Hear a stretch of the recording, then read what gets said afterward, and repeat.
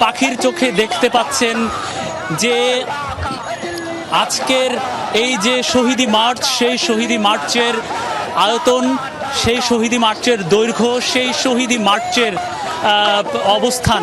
আপনারা নিশ্চয়ই দেখতে পাচ্ছেন। এই শহীদি মার্চে ছাত্র জনতার এই যে উল্লাস মাখা, আপনি একাধারে বলা যায় এই শহীদি মার্চ কর্মসূচির মধ্যে রয়েছে